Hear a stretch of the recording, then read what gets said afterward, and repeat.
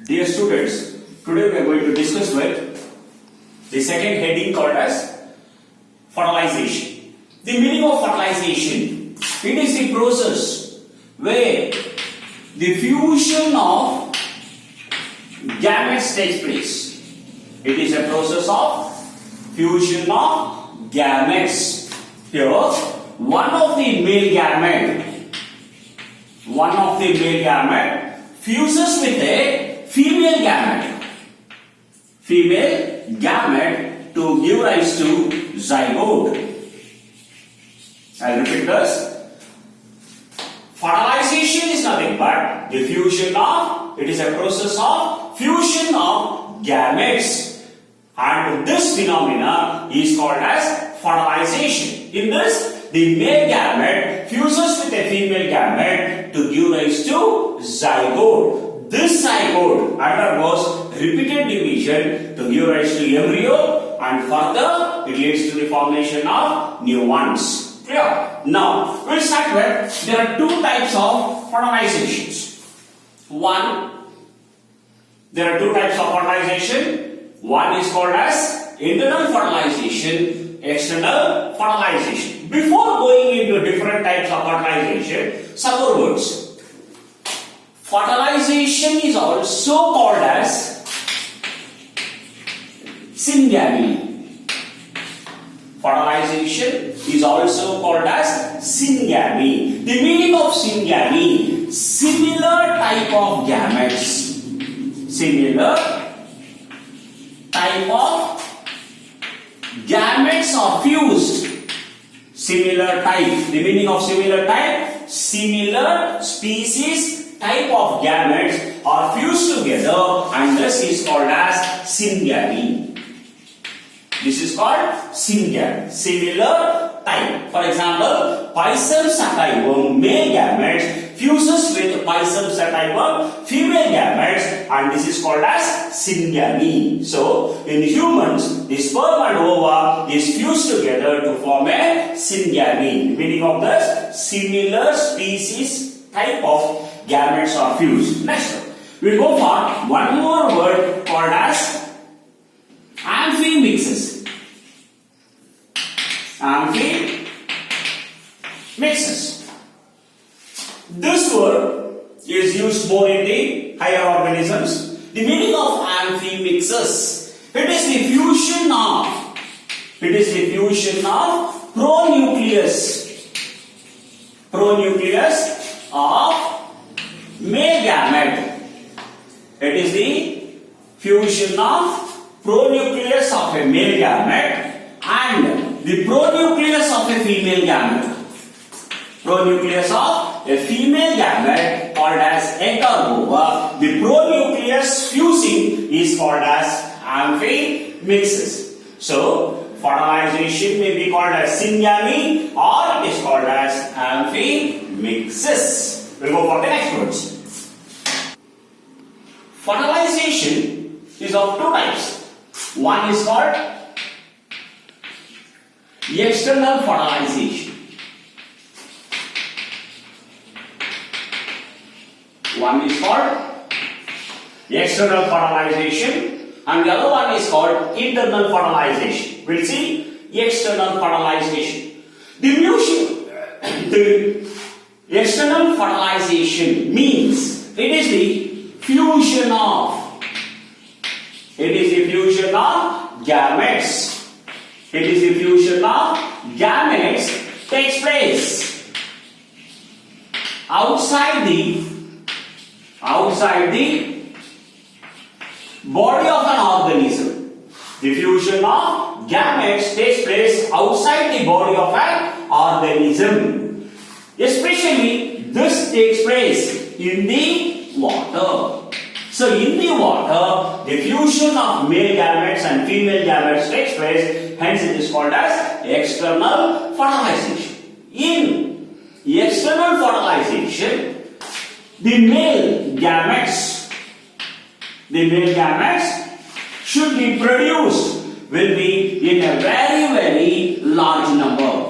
Large number of male gametes should be produced as well as large number of female gametes should be produced. gametes should be produced in large number, because majority of the gametes here is being wasted, because the gametes are being wasted or they move to the opposite sides. Fertilization may never occur, or the other organisms may come and eat off the gametes. So fertilization never takes place. Only by a chance, the male gamete and female gamete fuses in the water, so they produce large number of gametes in the external fertilization. Here we are going to see examples: fish, amphibians, frog. In all this, the external fertilization takes place.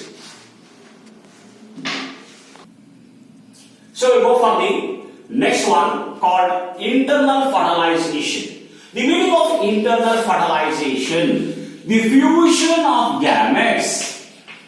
The fusion of gametes takes place inside the body. It takes place inside the female body. So here we use the word female body, may be called as uterus or female reproductive system, or simply we use the word inside the body. The internal fertilization is nothing but the fusion of male and female gametes takes place inside the female body to give rise to zygote. To give rise to zygote is called as internal fertilization. Here in this, reptiles, birds, aves,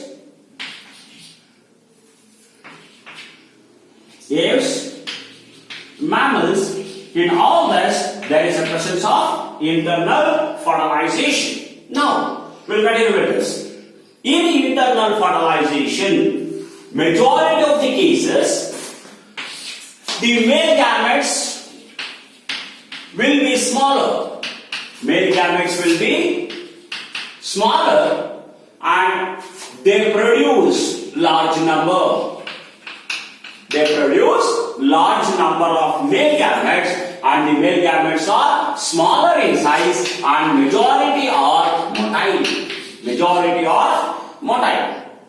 Whereas in a female gamete, the female gamete is large, less in number. Less in number. The size is slightly bigger and the number is called as less in number, and it is usually called as non-motile. Majority of the female gametes are not moving, non-motile. Now, when we go for some of the seeded plants, for example, angiosperms.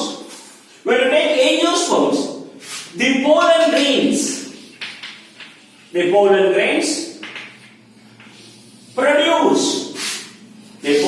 produce pollen tube. Pollen grain produce pollen tube. In this, there are two types of cells. One is called as the generative cell, and the second one is called vegetative cell. The generative cell nucleus divides. The generative cell nucleus divides to form two male gametes. And these two male gametes passes in the pollen tube and reaches the ovule. Reaches the female gamete called as ovule. In the ovule, these gametes are fused. So, one of the male gamete, I repeat this, one of the male gametes fuses with one male gamete fuses with egg cell to give rise to zygote, and one more male gamete, the second male gamete fuses with secondary nucleus.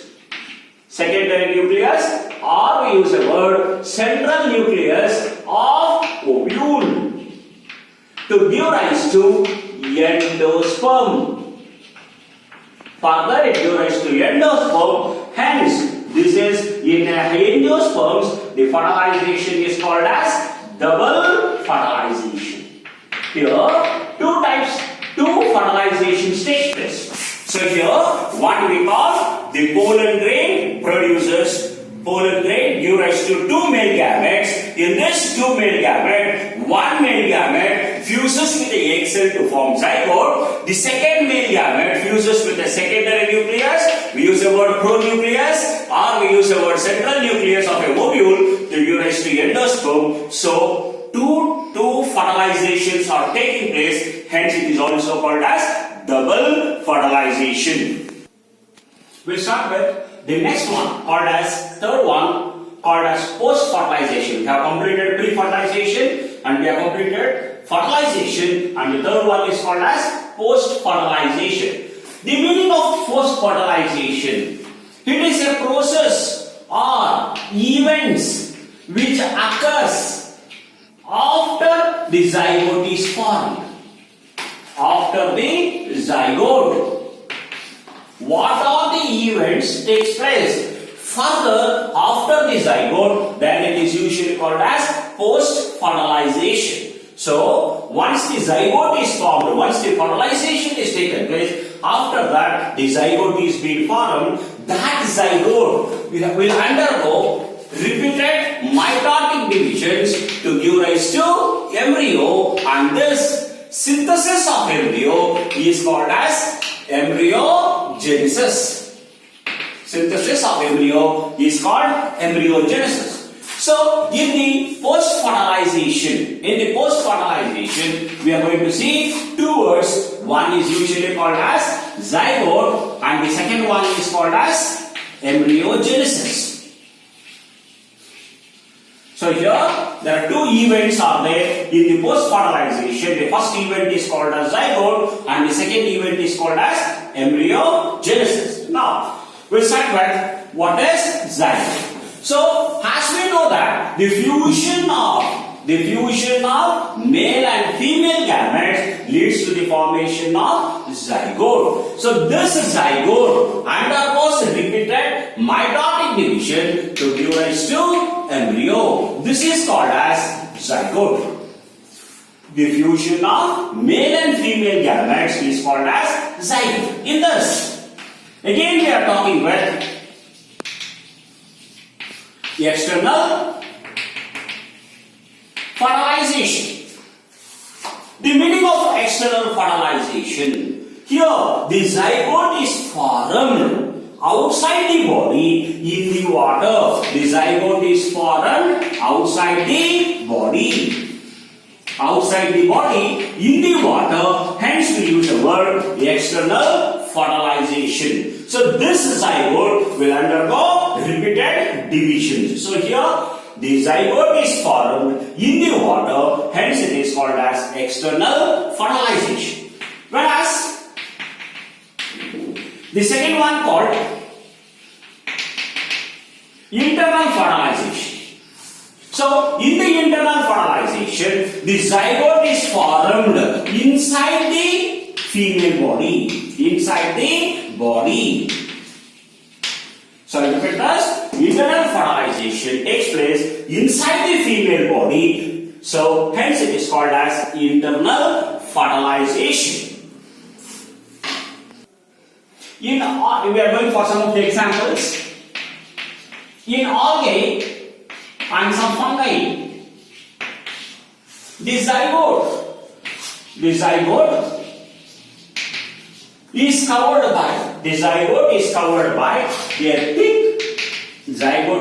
by a thick resistant wall. So zygote is covered by a thick resistant wall around the zygote, and this is called as zygospore. I repeat this. What are zygospores means? It is nothing but the zygote covered by a thick resistant wall under unfavorable conditions. This will have a small period of rest. So they undergo a small period of rest, and this rest is called as zygospore. I'll repeat this. The zygote covered by a thick resistant wall called as zygospore under unfavorable conditions, they undergo a small period of rest. So it is called as a resting stage, is called as zygospore. This zygospore, after the favorable conditions return, this zygospore, after the favorable conditions return, they undergo meiosis, or after this they undergo a small rest, undergo cell division to give rise to haploid individuals. So I repeat this. The zygote undergoes a period of rest. After the zygospores undergoing a rest, they undergo division to give rise to haploid individuals. Hence, this is called as haplontic life cycle.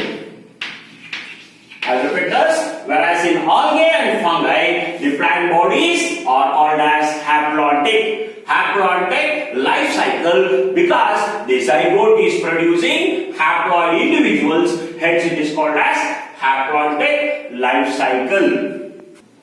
Now, we go for the higher organisms, higher plants like gymnosperms and angiosperms. Gymnosperms and the angiosperms. Here, the zygote never undergoes a rest. Immediately, the zygote divides to give rise to diploid individuals. I repeat this. The zygote giving rise to, it undergoes division. It undergoes cell division to give rise to diploid individuals. Hence it is called as diplontic life cycle. I repeat this. In zygote, the angiosperm zygote is giving rise to diploid individuals. These diploid individuals are formed. Hence it is called as diploid life cycle. Whereas in bryophytes,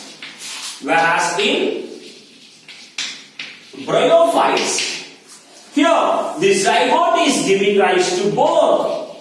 The zygote is further developing into both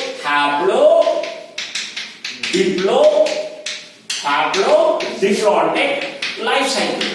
So in bryophytes, both there is a presence of haplodiploid life cycle, whereas in angiosperms diploid life cycle, whereas in algae it is haploid life cycles.